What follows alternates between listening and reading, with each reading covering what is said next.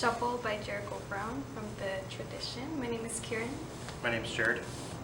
Okay, so let's get started. A brief sort of overview about what the poem's about. It's this man who is disposing of a dead body. Some of the auditory modes that we talked about, or what's the word?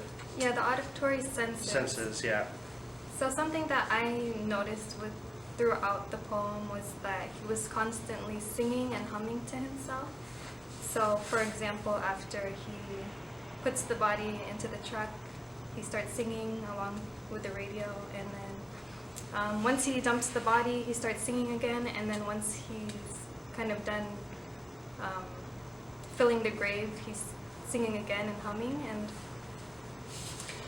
it's interesting because that sense that it gives us is that he's sort of trying to distract himself from the task he's doing, which is picking up and disposing of this dead body. It's like he's trying to distract himself from this horrible thing that he has to do.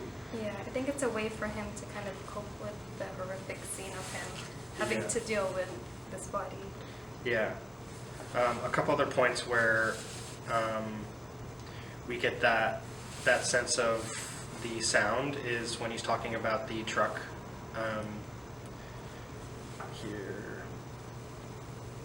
Oh, the engine. The engine, yeah. So my left shoulder, to ignore the stench and throw the dead body over my left shoulder and carry it to the bed of a stolen truck. I did not steal the truck, but there it is outside the door, engine running. I do the driving and assume someone else must grab the... Anyway, it moves on. But the engine running, that he's doing this task very quickly and he's getting in and out. Sort of what the engine running outside implies. It's interesting. Mm-hmm. Yeah, you can kind of hear the engine running. And again, back to the singing and humming, I think it has to do a lot with kind of in social media how everything is desensitized, especially violence against colored people, especially black people. And I think for him, the humming was him compartmentalizing and trying not to really focus on what was happening in front of him.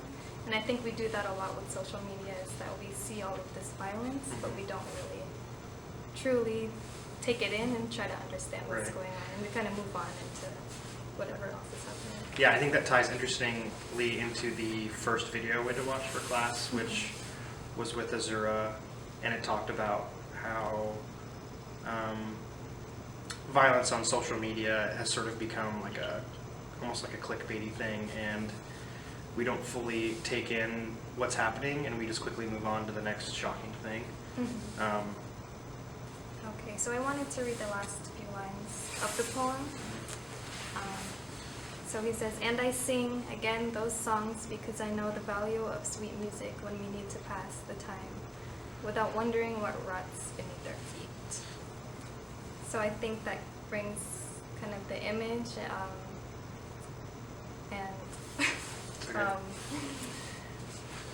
I think it the auditory sense. Yeah, and it reinforces sort of what we've talked about with the poem previously, that they're using the song as sort of a distraction and not as like what's happening, the horrible things that are happening.